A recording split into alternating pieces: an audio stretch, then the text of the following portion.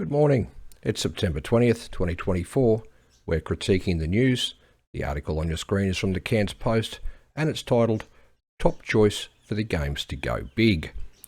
In it, there's a discussion of the Brisbane Labor government's planned 2032 Olympics Squanderfest, no doubt at which we'll see plenty of satanic imagery, just as we saw at the most recent Olympics in Paris, and going back to 2012 and the London Olympics and their ugly forecast of the coronavirus pandemic that came along 8 years later.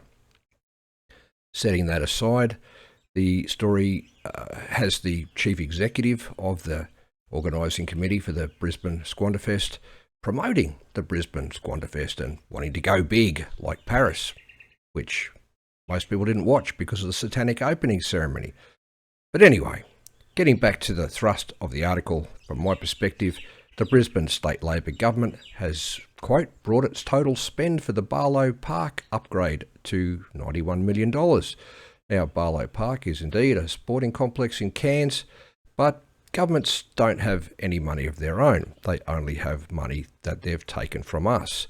And when the government spends $91 million on a sports facility, they've effectively taken that $91 million from hospitals, police, schools, or social housing commission flats.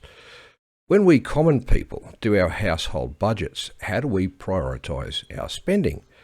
Well, we start with the big essentials, right? Rent, mortgage, fuel and electricity, food, clothes, medical care, and so on. Entertainment is the last priority, and we only get it if we can afford it. So does the government have leftover money after paying for its big essentials? No, it doesn't. It's running up an ever-growing multi-billion-dollar debt. So sports complexes are a non-essential luxury.